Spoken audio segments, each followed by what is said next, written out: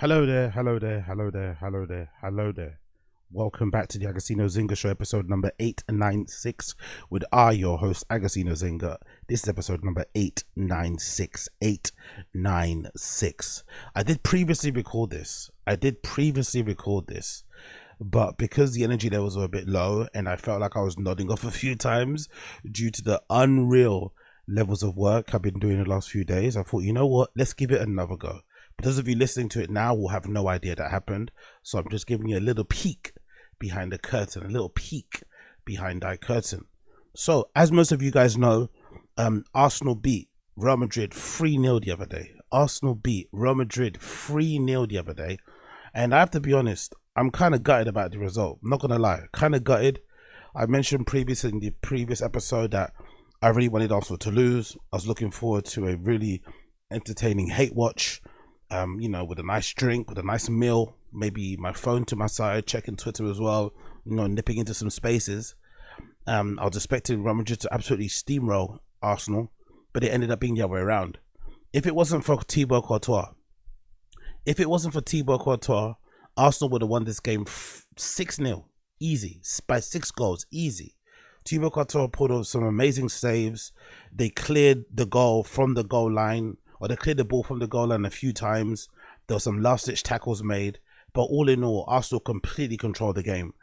They were unlucky not to go ahead before half-time, but in the second half, they absolutely slapped Real Madrid.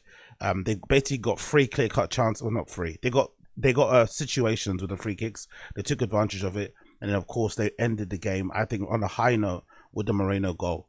But obviously, everyone's talking about the Declan Rice performance and the Declan Rice free kicks. Weirdly enough, if you actually watch the game, Declan Rice wasn't that good. That's a weird thing in play. I think he had some moments where he kind of tested the goalkeeper, but it wasn't that great of a performance, which makes how he performed on the free kicks so impressive. Because usually players take the form that they're playing in the game and then apply it to a free kick, right? You're frustrated, whatever, you then take it out on the free kick, you end up slapping it top bins. But he wasn't really performing at that level. And he still managed to fucking slap those fucking free kicks in with ease.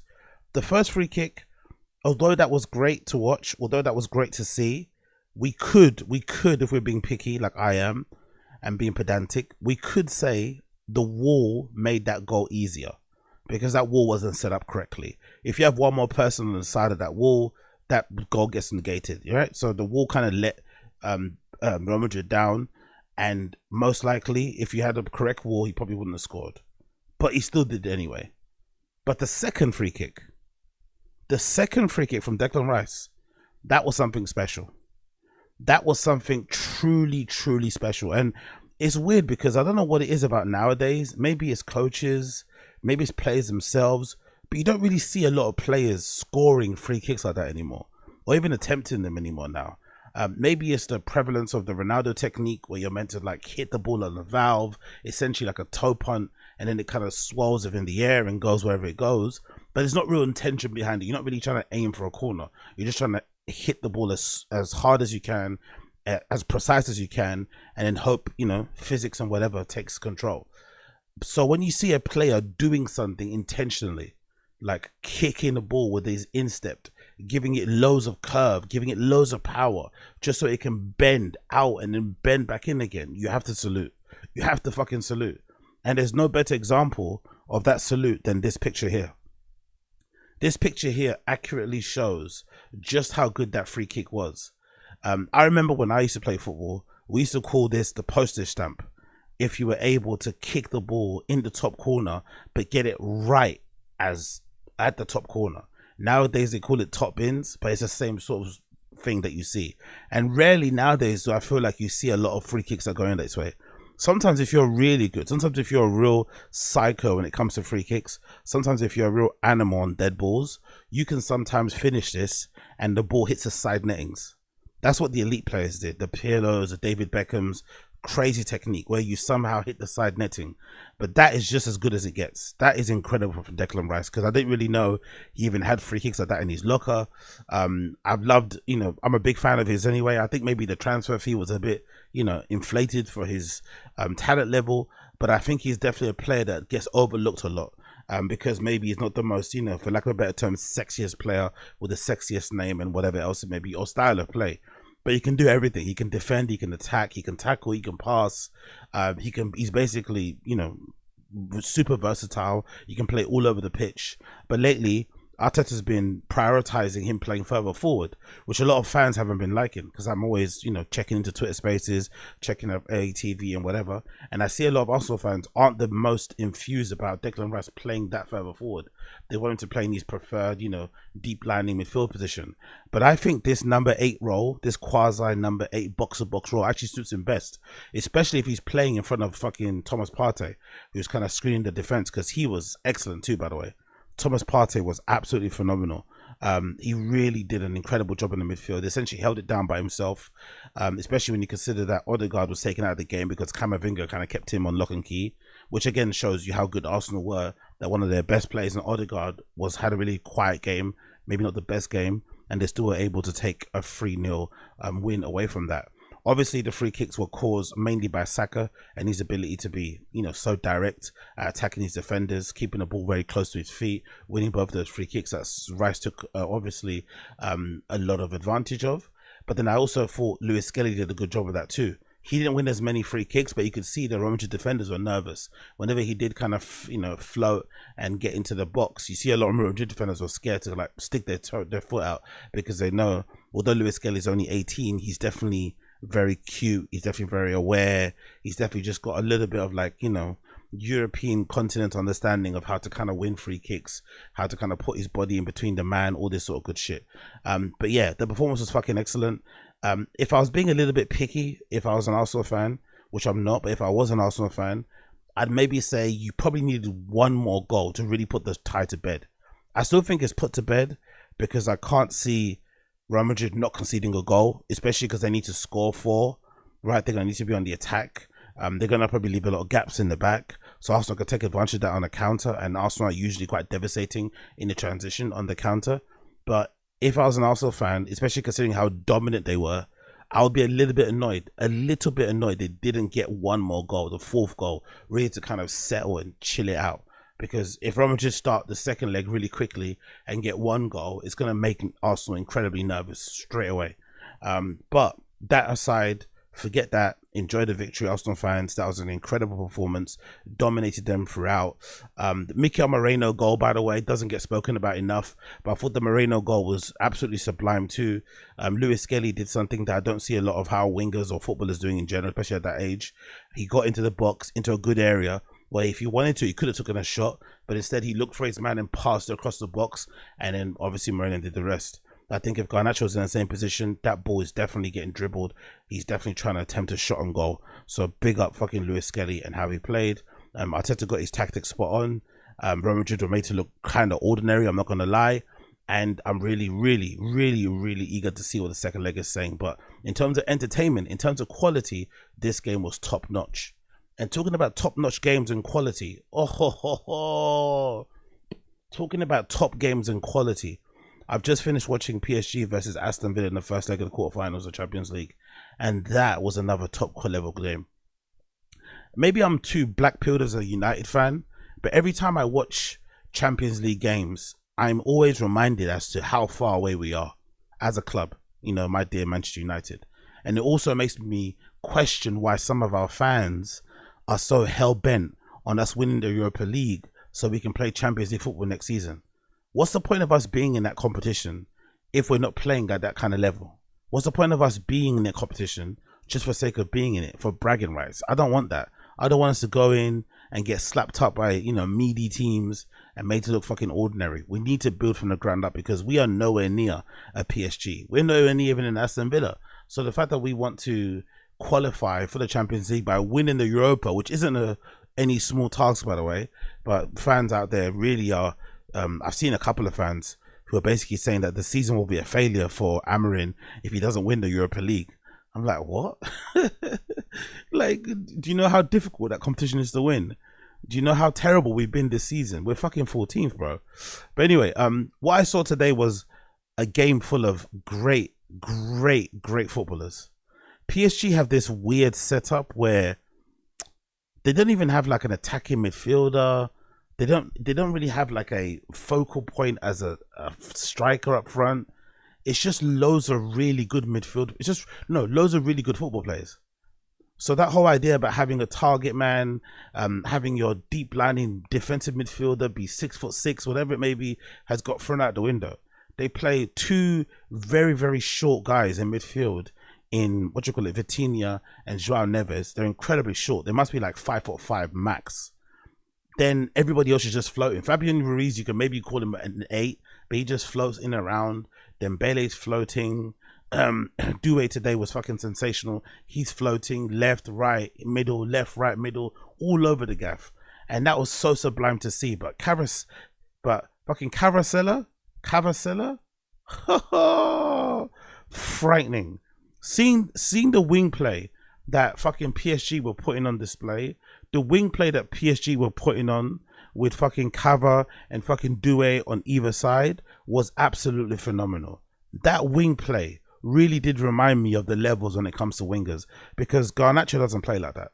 Garnacho doesn't play like Doué. Garnacho doesn't play like Cavacella. Like, they were absolutely tearing Aston Villa apart. So much so, Emery had to fucking sub off Matty Cash, who's a brilliant fullback, because he was on the yellow card. He knew if he kept him on, he was most likely going to get sent off, and then, you know, that was going to open the floodgates for them goals to go in. So, what an incredible performance. Honestly, PSG fucking killed it. I really did enjoy the performance of that Doué kid. I've not really heard much about him, but essentially he's a Neymar regen. The kid's a Neymar regen. I swear to God. He even falls on the floor like Neymar. He passes the ball like Neymar. He puts his studs on the ball and rolls it like Neymar. Even the way he does his little shimmies like Neymar. It's so freaky to see. Like, he's even copied, even, like I said, even the way he, like, when he kicks the ball and falls over, he kind of spins the same way. It's so fascinating, but he's so good. He's so good, man. That pace, that acceleration, the dribbling, the balance when he's running on the ball is fucking frightening. That kid is very, very, very, very special. But of course, my standout performers were definitely Nuno Mendes. I thought marshaled his position, but I'm just such a big fan of Vitinha. I'm such a big fan of Vitinha. Like, that level of midfield player that's always looking for the ball, who's always looking to help out his teammates, always willing to take the ball under pressure, always seems to have the right way to pass, gets his foot in, can obviously score a goal. Like, oh, it was a brilliant performance. Honestly, brilliant performance. If anything, Villa should be pleased that it wasn't more than 3-1. They also got a goal, so they got something to hang on to and to kind of build on when they go back to Villa Park for the second leg. But they're going to be worried, because if they leave PSG space, they're going to take advantage and they're going to punish them. PSG look clinical now. They look clinical. I love the play that they do when they get the ball further up front. Loads of 1 or 2 touches, pinging it around the corner, runners going from all over the place, overlapping runs. They really had Aston Villa in a tizzy. If anything, it goes to show you how well organized Aston Villa are, that they didn't really get pulled apart as much as they probably should have. I think a lesser team would have got absolutely ripped to pieces because of all the runs that were happening off the ball, you know, on the flanks, this, there, that, and the other. It was fucking phenomenal. Really, really good, man. Like, Champions League football is just on another level. The quality of it is just so good, so freaking good, and it just reminds you of just how shit United are. And I'm also dreading our fucking game tomorrow against Lyon. I'm dreading it because I know we're gonna disappoint. You know, Arsenal did an amazing job. I thought Villa put up a good fight, and we're gonna just disappoint. You know, we're gonna disappoint the country. We're gonna disappoint the league by obviously stinking up the place. You know it's gonna happen. You know it's gonna happen. So yeah, I'm really looking forward to that. I'm really looking forward to that. Oh, Jesus Christ. Talking about looking forward to that, big up Andre Onana for creating issues for us that we didn't need. Andre Onana decided to come out before the game against Lyon and say, I think we're better than them, which then prompted the Lyon players to throw little indirects and subs our way and obviously riled them up. But it also prompted a response from the legendary Nemanja Matic, who also played for Chelsea and United. I was a big fan of him. He's playing at United. I think he's a very underrated player. He decided to clap back at Onana's comments and said the following: when you are one of the worst goalkeepers in Manchester United history, you need to take care what you're talking about. Which is very accurate, but also so unnecessary, so rude, so mean. But I completely understand why he said that, because Why did Onana feel the need to say what he said? That was unprompted, that was unnecessary, unprovoked. And if anything, this has put undue pressure on our team. We're already struggling. We're fucking 13th, 14th in the league.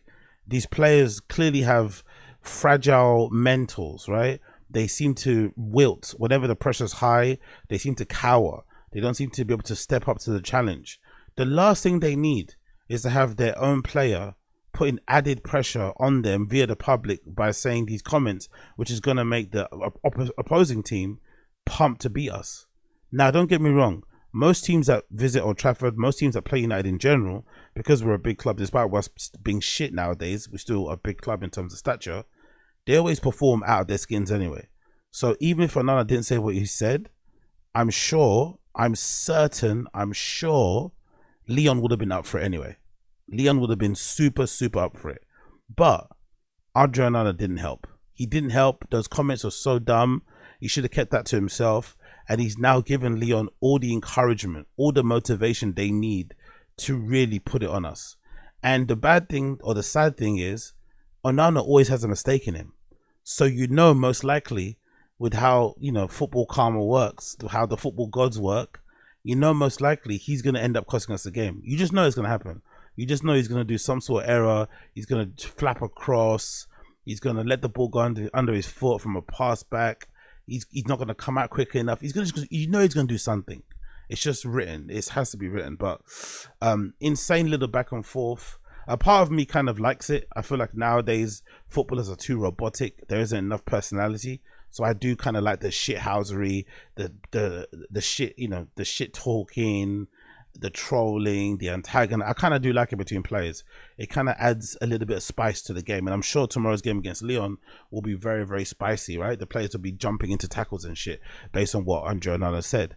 I just don't think it was necessary. It really isn't, especially when you consider how bad Andre Onana has been since he signed for us. He's been a real letdown, I would say, underwhelming, because we signed him in the hopes that he was this like elite ball playing goalkeeper, and we got him, and his goalkeeping skills, or sorry, his ball passing skills or whatever, are just not as good as people make out. And I would go as far as saying that I don't really see much difference between him on the ball and David De Gea on the ball. He was really awful, I don't really see any difference at all whatsoever. I think they just did it, for the sake of doing it. But let's see what happens. Personally, I'm not too bothered about the Lyon game. I'm not gonna lie. I didn't want us in the Europa League in the first place. The quicker we get knocked out, the better. And I also think this club doesn't deserve any rewards. We don't deserve any rewards. We've been terrible. We were terrible. We don't deserve to have the season be capped off by like a good cup run by winning Europa League. We don't deserve that. We probably deserve to get relegated, but we're just not as bad as the other teams who got relegated. But we've been terrible, absolutely terrible. And I don't think Europa League game is going to solve that for us. And there's no guarantee that we're going to step up anyway. So it is what it is. It is what it is. Continuing on. I quickly went to mention this. I'm not too sure if I spoke about this, but this is regarding Adam22 saying that No Jumper is broke. I'm sure most of you have heard of this story. Essentially, Adam22 decided to go on his No Jumper channel and announce to everybody that he's making some changes, business changes, content changes to No Jumper. Essentially, he's, trimming the fat, getting rid of a bunch of people, sticking to essential hosts only, and making a lot of the content members only. Mostly, I think, because of the Instagram going away. That's what it sounded like, because it sounded like they got an obscene amount of money through Instagram, mostly through paid ads, or paid, advertisements or posts. So I guess you can sell your square on Instagram via, I guess, DMs and shit. I don't think Instagram has a built-in monetization system, so they must be making a lot of money off that, because their original No Jumper account, before it got suspended, had like a 1 point something million followers, which I'm assuming every business or artist or whatever could probably like to use to get their stuff seen in front of people. So essentially that's what they're going to do. And also, from what I understand of the video, he also mentioned that the studio itself, the building that they bought, is kind of, bleeding them dry. All in all, what I think about this is that it could be a play. It could be another content over everything sort of thing. Adam is not is not perverse or is not like against doing those type of things for clicks and views. So this could be just one big ruse, but I don't think it is. I still think he's reeling, or he's still sort of seething, or he's still suffering a little bit from AD, T-Rail, Duno, Blasi, Housefer, and all those guys leaving, even Yuri. I think that was an incredible crew of people with a wide ranging of interest and personalities that he should have fought tooth and nail to keep. He should have made whatever concession. He should have let bygones be bygones. He should have figured it out to keep some of them, if not all of them, but some of them at No Jumper. He didn't. It ended up being a split full of animosity, and I think that also didn't help, because I'm sure they probably can't get certain guests on their show because of the falling out that he had with AD, T-Rail, and all those guys. So I think a lot of this is like user error. I don't think Adam 22 as good. I've always said I think Adam 22 is a visionary when it comes to hip hop and shit, but I don't think he's a good businessman. He doesn't really give me the vibe of somebody that's a real high level operator when it comes to business. Not really, because I don't really know why you would buy that massive warehouse anyway, not having a plan of how you're going to use it. I personally also think the porn angle of No Jumper was extremely, I wouldn't say uncomfortable, I just didn't like it, it kind of put me off. And I think I even stopped watching No Jumper in general because of how often Adam would mention scenes he was doing, all this. I just don't care for it. After you've watched one Adam scene and you get grossed out, the last thing you want to hear is him talking about how much he's had sex and stuff. I just don't give a fuck. So I'm sure that if I'm feeling that way, and I'm not a prude, I'm sure other people felt the same way too. I didn't like the lack of division. I think they should have been different. They should have been shot in different places, if anything. The No Jumper and the plug talk, sex, whatever sort of stuff should have been set different. And I also don't really understand why he never stuck with interviewing artists and not just having it all be gangbang stuff. Some people could suggest, oh no, he doesn't interview artists, but for the most part, most of the artists he does interview have some sort of street connection, some sort of hood connection, gang connection. It would have been good if he just would have carried on running musician interviews or artist interviews on the side as he's trying to build the podcasting, whatever he's doing. That would have definitely added to the whatever air of credibility No Jumper still had at that time, but he didn't. So here we are. And he mentioned how he was he should have taken the advice of Vlad and ran a bit more of a leaner operation and not hired so many people. But I guess a bunch of people do that, so he shouldn't really be blamed for that, because everyone wants to kind of look like they're this big, falutin kind of businessman type of thing. But I get it. I completely get it. Do I think it's they're broke and kind of running out of money all the way through? No. There's probably loads of factors at play. I'm sure the situation with the RICO for the Rolling 60s isn't helping things. I'm sure the ongoing lawsuit with Yuri and Riley isn't helping things. Even though I think in that situation, he probably doesn't want to give Yuri a win. But there is a scenario where Yuri could win that lawsuit. He's suing, I think, Adam for unlawful dismissal, I think. And then I think Riley has sued them for sexual harassment. Given how the world is at the moment, there's every chance that Adam 22 could lose that case. And if he does, it's going to cost him a lot of money. But he's also prideful and he hates Yuri. So he's going to take it all the way to the end. But that probably isn't helping things either. He should probably have moved on from that a long time ago and just focus on the business. But I guess when you're involved in drama and messy shit, if the messy shit comes to your door, you can't avoid it. You can't run away and hide. You got to kind of address it and go through the mess with other people online at the same time. So we'll see how it plays out. Do I think they're broke? No. They probably had to, figure stuff out and make the operation a bit more lean to make it sure it's profitable. But I'm sure people like Yuri, I'm sure people like Housefer and all those guys, even fucking Sharp, are probably punching the air right now and celebrating because, they were made to feel as if they made the wrong decision leaving, or getting fired was the worst thing ever. Adam was really flexing his shit. Remember when he kept posting screenshots of his YouTube studio, showing how many monthly views he was getting? He was really popping his shit. So now that that's kind of fallen flat, I can definitely see why the likes of Sharp, Yuri, others would be dancing on his grave, because he was really going out of his way to remind people just how much richer and successful he was compared to them. So now that he's in his kind of, worst moment, I'm sure others are going to enjoy the fact that he's suffering as much as he's suffering. So it is what it is, but I think they'll be fine. I think No Jumper will be fine. One person who won't be fine is Math Hoffa.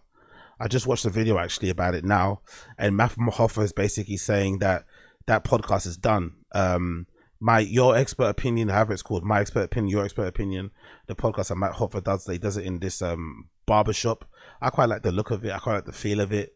I think the original crew with that SO guy and a few other people was probably the best sort of clique of people. Essentially, they sit in the barbershop. It's sort of like, it feels like it's after hours. They sit in the barbershop facing each other and basically, you know, shoot the shit. At first, when I was watching it, I legitimately thought, because I don't know why, because they look very different, but I sometimes confuse Matt Hoffa with Serious Jones. And I know Serious Jones, the battle rapper, used to also be a barber. So I always assumed that was who it was. So, oh, look, Matt Hoffa's working in this store. He might own this barbershop, and he also does, you know, he records the podcast after the fact. So it kind of, I don't know, it kind of gave the podcast a bit of texture, right? A bit of soul. Because it kind of felt like every other black barbershop you go to and they're having these mad conversations. But it turns out that's not the case. It turns out he was leasing it from somebody else to somebody else, and business was all over the place. And then now it got to a point where I think he recorded the video in the barbershop, and there's no lights. So whoever owns it turned the electricity off. So he can't stream from there anymore. But from what I've been able to deduce from his, I think it's 60-minute long video, 20-minute long video, essentially the business wasn't correct. Again, another example of a podcast, especially in the black space, who, for whatever reason, these guys think just because they're good hosts and personalities, they also think they're like moguls and CEOs. So they could have easily, I think he could have easily avoided the issue he has if he maybe would have hired somebody to run the business side of the pod or whatever channel he's doing. Maybe at the time that he started it, it didn't make sense financially, but I think that's probably the best way to go about doing this sort of thing, because it felt like that show, if you're filming in a barbershop, you really shouldn't be in a position where you're running out of money, you know? It shouldn't be a show that costs a lot of money to run. It shouldn't be it shouldn't be a type of show that costs a lot of money to maintain. It should be quite self-sufficient. So the fact that it didn't and it fucked up kind of leads me to believe that when it comes to business acumen, Matt Hoffa isn't the one. When it comes to coming up with a novel idea, I think he definitely scored really well with having it in the barbershop the way that he had it in. But a part of me also thinks to myself, like, maybe even if he had all the business chops, maybe if Matt Hoffa had all the business chops in the world, would he have been successful anyway long term? Sometimes these guest-led podcastings, especially ones that relate to like gang stuff and hip-hop stuff and music stuff and cultural stuff, there is a limit on the amount of guests you can get. Not everybody wants to sit down and have an interview. Some people like to watch interviews. Not everyone wants to be interviewed. So sometimes the well of guests can dry up very, very quickly. And if you don't have a show that people care about, which is the real problem, I think, with shows like that, is that you're not going to tune into that show if Matt Hoffa doesn't have a good guest on, unfortunately, right? Even though he's a kind of charismatic guy and shit, he doesn't really capture your imagination or attention that way. So those type of shows rely heavily on guests, but there is a finite amount of guests. So once the guests dry up, the show dries up and it's done. So maybe if there was a pivot into doing more standalone stuff, maybe it would have hung around more. But there's always the chance that this wouldn't have helped, and it was always going to run out of steam, especially once, you know, we were all out and the whole COVID thing changed, which I don't actually buy. I've seen a lot of people online say this as an excuse. Oh yeah, during COVID we were all inside, that's why everyone was doing well. Now everyone's back outside, content ain't doing well. I don't think that's true. I think if you create compelling content, good content, people are going to watch it regardless. They're going to watch it while they're outside. You know what I mean? Like, that's not the truth. I just think some people just overestimated maybe their impact. I could definitely see Matt Hoffa maybe getting a bit too excited and thinking the views he was getting early on was going to be was an indicator of how it was going to be for the future or for a long time. And it didn't work out that way. I also have a feeling, just my opinion, doing bad business with your friends isn't a good thing. I think he really fucked over those two other dudes. One's called Essa, I forgot the other guy's name. He fucked them over in a big way in terms of like not really making them feel like they were part of the show, like similar Joe Budden type of shit. If anything, I kind of see Matt Hoffa. I see a lot of Joe Budden in Matt Hoffa in terms of how they act and their personality. And I think sometimes when you have people, co-hosts and stuff leave, and you're the only one that remains, sometimes you're the problem, you know? And you also have to imagine all those people that are leaving are probably not sending good karma your way, you know? Wherever they're going, wherever they're fucking running off to, they probably are saying a lot of bad things about you behind your back that you're not aware of. So I'm sure those karmic vibrations probably end up hitting you at some point, and you end up paying the price. But I'm not surprised. I'm surprised but not surprised. I'm surprised but not surprised. Hopefully Hoffa sorts it out and figures it out.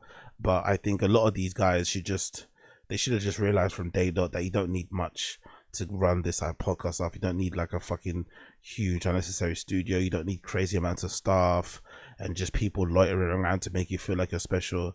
Just, you know, focus on the work, focus on the content, and all that other shit will come when it comes. All that other shit will come when it comes. Moving on. Big up RA. RA posted this story regarding this new club that's opening up in London that also has a 24-hour license, which is absolutely fantastic. I've been on this pod particularly speaking a lot about how it's really important for clubs in London to have 24-hour licenses. I even spoke very passionately on this particular podcast about how I think it's really important that we have a version of Fold in every part of London. Fold is our like premier club here in London, best club obviously in East London, and it has had a 24-hour license, but most weekends it's open until 6 a.m. which allows you to kind of go out and actually have a real good time. But there's not a lot of those places. So I think to ease a lot of the antisocial behavior after hours and to ease the pressure and demand on the night services and shit, having clubs like Fold located in every part of London would help to do that.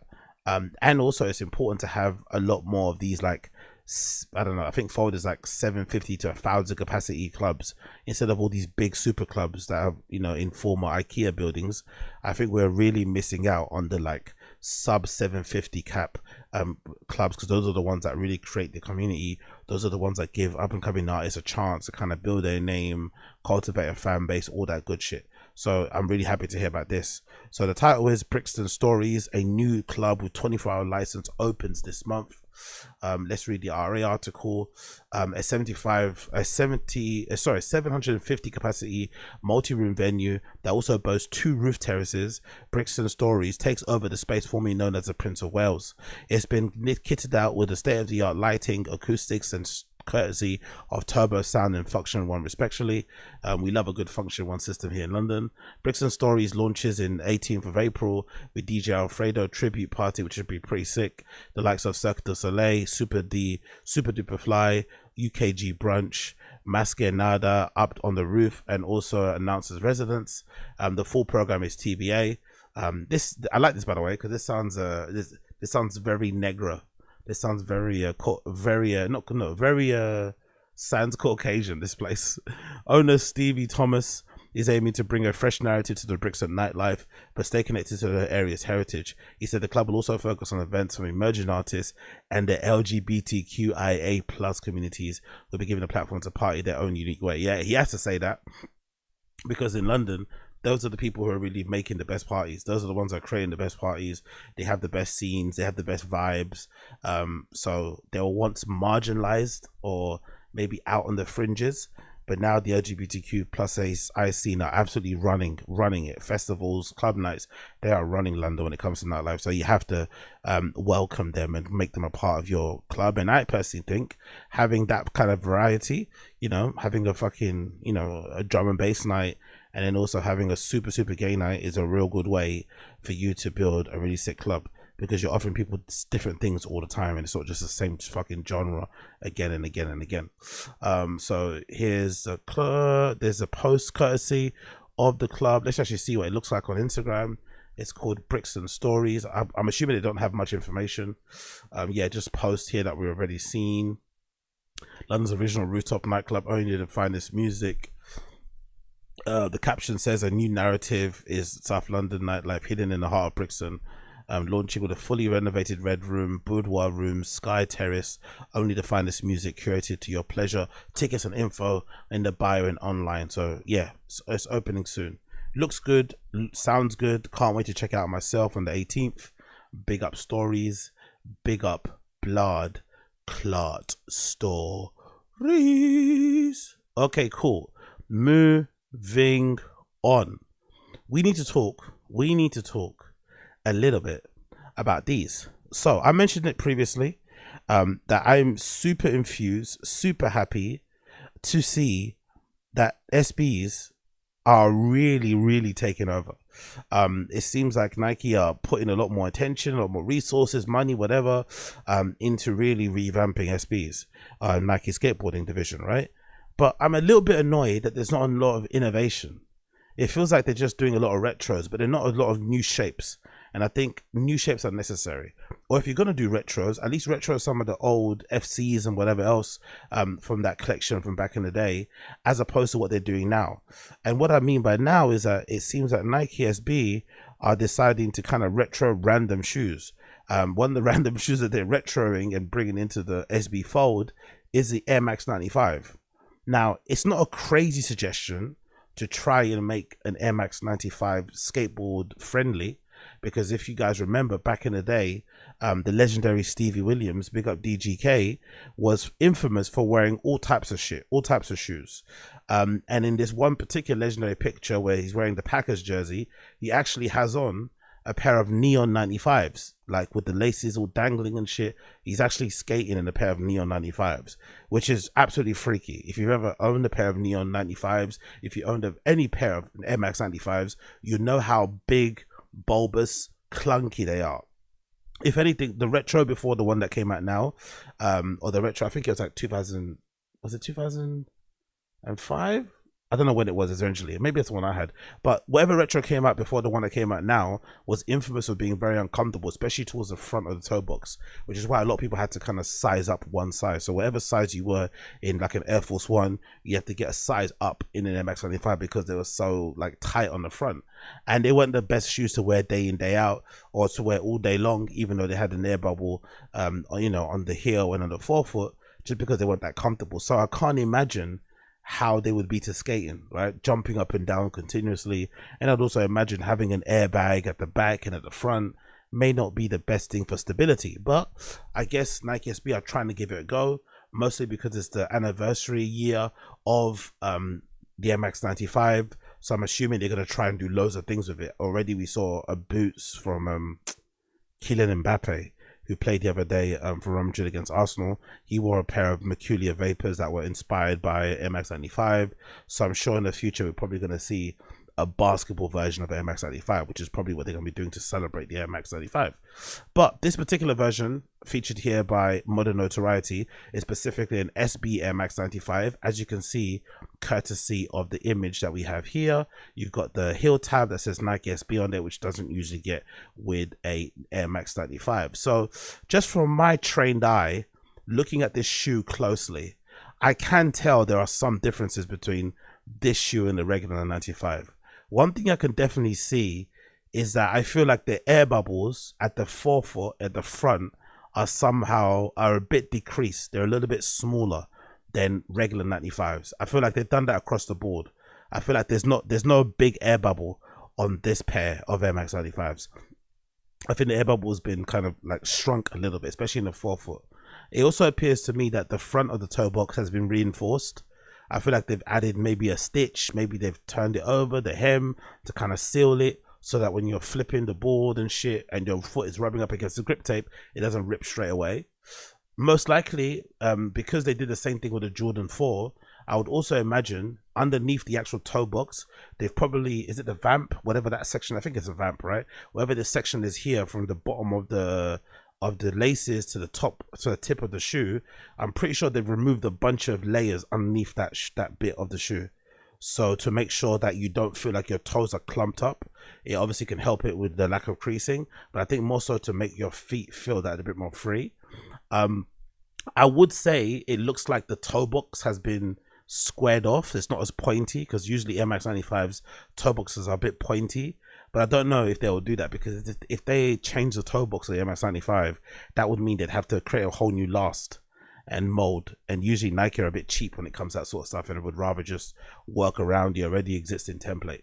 But it does look a bit squared off to me. It doesn't look as pointy as a regular 95. So I've already noticed reinforced stitching. I've noticed this extra leather bit at the front again to maybe help with the abrasion as you're kind of flipping the board. I've noticed that the air bubble on the forefoot is slightly smaller than what it usually is, and all around just to kind of make sure that it's not just as bouncy as maybe a regular 95 is. I like the addition of the suede on the side of the gradient lines, and I think that's about it for the most part. And then maybe there's a difference on the heel counter. That's the only things I can see. Oh, and the other thing as well that's really obvious is the outsole tread. So as you scroll down, you can see here, I think the tread on the outsole is different. I'm pretty sure the tread on regular 95s doesn't have this sort of like design on the bottom. And this is gum as well. So I'm assuming they're trying to make this sole as sticky and stable as possible. Even though 95 is usually, you know, not the most stable shoe to wear. And it's a bit bouncy. They're trying to make it as stable and sticky as possible, judging by what I can see over here.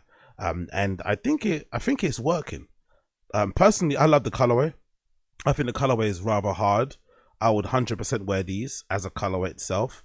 And the weird thing as well, similar to what happened with the Jordan 4, the shape is probably going to be way better on these and maybe way similar to like the OG 95s than any other pair, because they're having to sort of kind of build it from the ground up.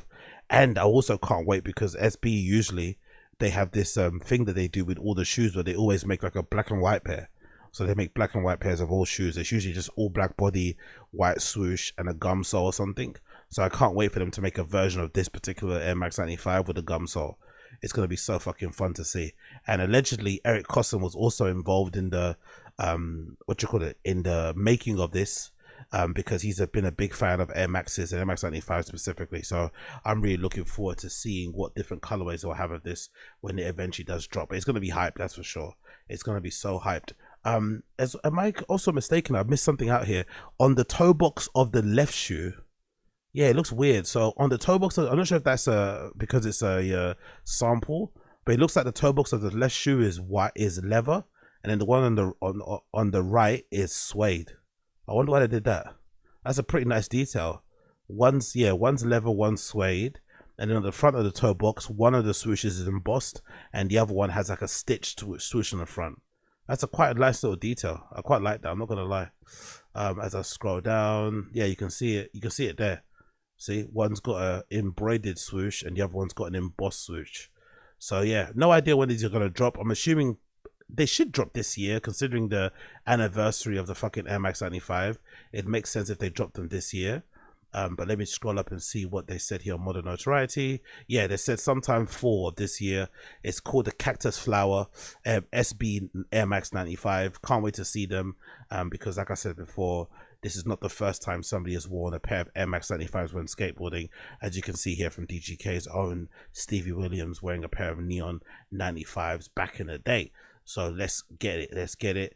I can't wait to see what people are going to be doing with them, what more colorways we're going to get from them. But so far, so good. So far, so good. So far, so good. Moving on. I also wanted to talk about this lightly.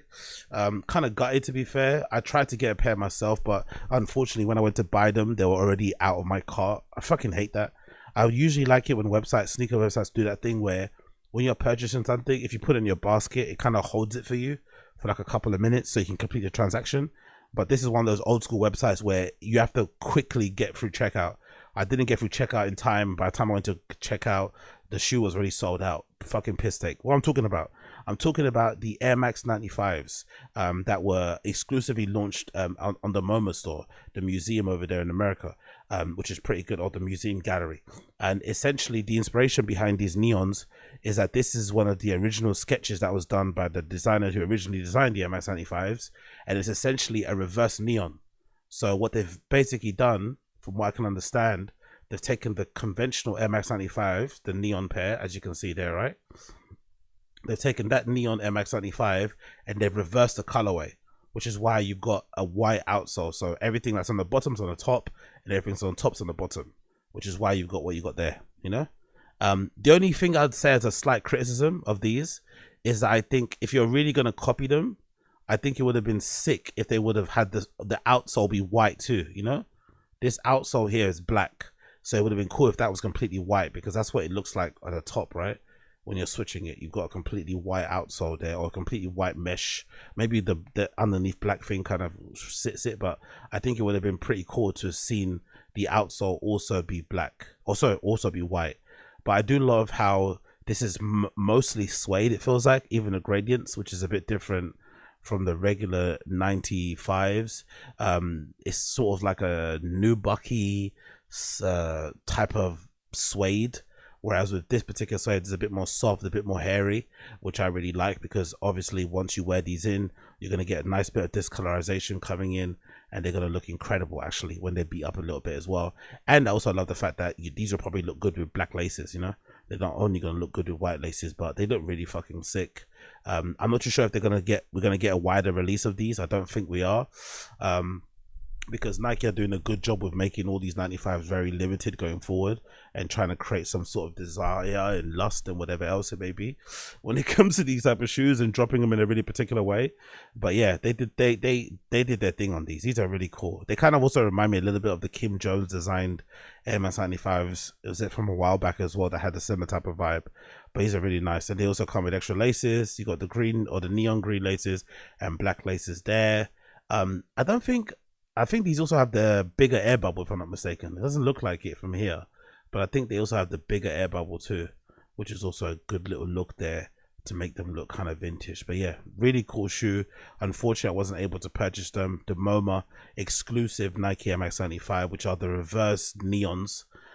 Really a good pair to have. Obviously the OG neons are the best, but I think this pair is actually really cool. If anything, this particular pair maybe is more akin to, you know, an outfit that's mostly dark colors, whereas I think the neon, for whatever reason, even though it's got a lot of dark colors, I feel like the neon 95s can work well with lighter color of clothing. That's one of the special things about this particular shoe, which I've always fucking loved. So big up Air Max, big up Blood Clot Nike Air Max. Okie dokie. Continuing on. This is obviously a little bit of a breakdown looking at the evolution of the Nike Air Max 95 neon retros. The ones that just dropped were the ones at the bottom here with the bigger air bubble. The ones that I last had might have been the 2020 ones. I'm not too sure. Maybe I had the 2018s. I'm not really too sure which one I had, but which one? No, actually, it might have been the 2020s, because I'm looking at the toe box and they look really narrow. I remember they used to hurt so bad when I used to wear them. And I was, of course, didn't buy them in my size. I think I bought them like in the UK 10. I should have probably bought them in the UK 11 or 10 and a half at most. But I used to kind of kill myself wearing them. I took out the insole, did everything, always wore thin socks. But I remember the toe box being super, super, super thin. And it used to really hurt my fucking toes. But it looked so good with fucking cargo pants and good outfits and shit. So I couldn't let them go. But I feel like this particular retro that just dropped in 2025, although they're promoting it as like having this big air bubble, I think the real big difference, and the thing that I think makes it appealing, is the shape. I feel like the shape in the 2025s is way more forgiving. I feel like there's way more room in the toe box here. There's way more room. I feel the shape overall isn't as banana-y at the front, and I don't even think the bubble's that big. I'm not gonna lie. I think they kind of I think they kind of honey-dicked us with the bubble. I don't think the bubble has been extended or made to look that much bigger. If anything, I think what they've done is a clever trick. They've kind of made the back of the bubble, like if you kind of think of it, yeah, if you think of the bubble like as an oblong shape, they've kind of made the back of the bubble a little bit wider, you know, so it's, you know, so it's a little bit thicker towards the back here, and I think that gives it the look of the bubble being extended and made to look bigger, but it isn't actually that much bigger than the regular retro that we got in 2020. You know, that one just is a bit more closed in. I think if you kind of opened it up around here, it would look exactly the same. You know, it doesn't actually look that much bigger to me. But again, I haven't seen the 2025s in person yet. I ordered my pair, but mine hasn't arrived just yet. When I do get mine in hand, I'll probably do a little review of the channel to show you what they look like, and obviously take some pictures. But from what I can tell, the best thing about the 2025s neon 95s is the overall shape. The shape is fucking great. They look so fucking good. They look way more I don't know, just big around the toe box here. There's way more room from the top of the midsole to the top of the shoe. It doesn't look as flat and narrow, and they look way more comfortable to wear. And obviously I think the neon too, the color, whatever tone, whatever fucking Pantone color they used, it kind of pops a lot more than the neon from the 2020 version or the neon from the 2018 version. So I can't wait to get my pair when they do finally arrive. Absolutely banging shoe. You gotta love it. You got to fucking love it. Air Max 95 neons, legendary Nike shoe, I'm sure. some of you know. I'm sure some of you know. Wagwan. Let's continue on. What else do we got to talk about here? Oh yeah, those are the 95s that Kylian Mbappe wore during the game against Arsenal. He debuted these specially designed Mercurial vapors that were inspired by the MX 95s. I don't know, maybe I'm in the minority, but I've never been the biggest fan of this like sneakerization of football boots. I want my boots to look like boots, you know. I kind of hate how footballers or the NFL footballers do those custom jobs and they make their sneakers look or their cleats look a certain way. I kind of wish we would go back to the era of making football boots, football cleats look like cleats and not have them inspired by sneakers.